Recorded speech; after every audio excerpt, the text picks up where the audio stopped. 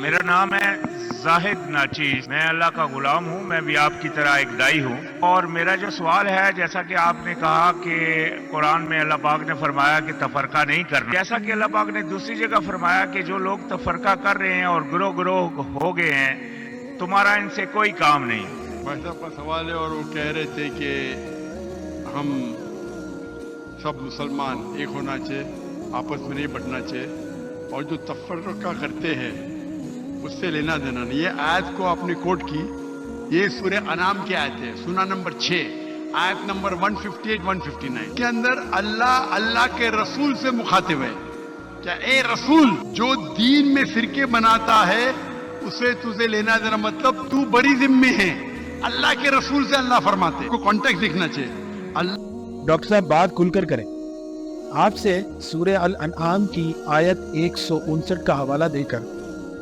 ایک سوال پوچھا گیا تھا۔ آیت ہے کہ ان الذین فرقوا دینہم وکانوا شیعا لست منہم فی شیء، اور سوال یہ تھا کہ جن لوگوں نے دین میں فرقے بنا لیے ہیں، دین کو ٹکڑے ٹکڑے کر دیا ہے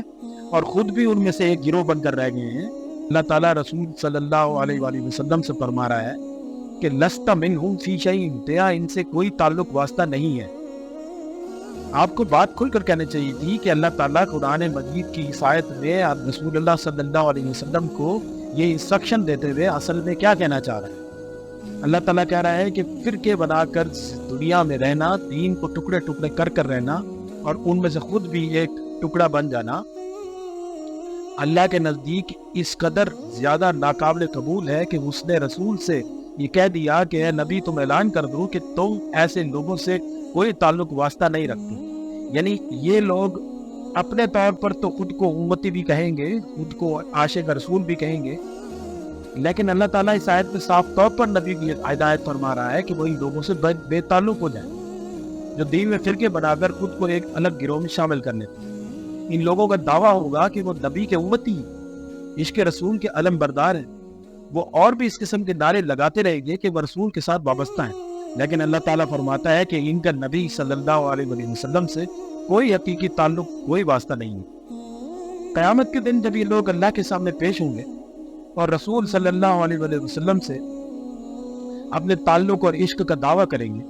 تو اللہ تعالیٰ قرآن کی اسی آیت کو ان کے سامنے پیش کر کے ان کے دعوے کو رد کر دیں۔ اس کے بعد ان کا انجام کیا ہوگا یہ تو اللہ ہی بہتر جانتا ہے۔ اسی مقام پر آپ کو سورہ الروم کی آیت 31-32 کا حوالہ دے کر بھی واضح طور پر لوگوں کو بتانا چاہیے تھا کہ فرقہ بندی اللہ کی نظر میں،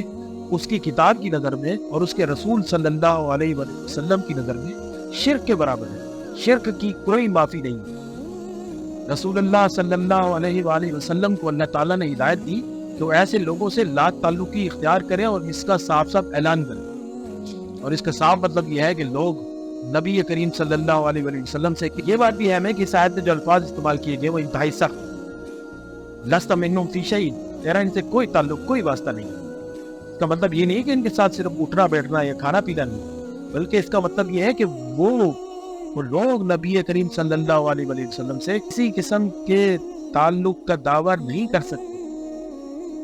لہذا ان لوگوں کو قیامت کے دن کس منہ سے اللہ کے سامنے یہ دعویٰ کرنے کا حق ہوگا کہ وہ نبی کریم محمد صلی اللہ علیہ وآلہ وسلم کے امتی ہیں اور اس کے رسول کے واسطے ان کی مغفرت کی جائے، ان کو معاف کیا جائے، ان کے گناہوں سے صرف نظر کیا جائے۔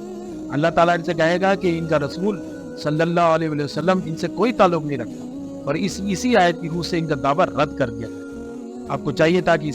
اس آیت کی سختی اور سنگینی کو واضح کرتے تاکہ لوگوں کو حقیقت کا علم ہوتا کہ فرقہ بندی اور دین میں تفرقے ڈالنے کی کیا سزا ہے اور اللہ اور اس کے رسول کے ساتھ حقیقی تعلق کا مطلب کیا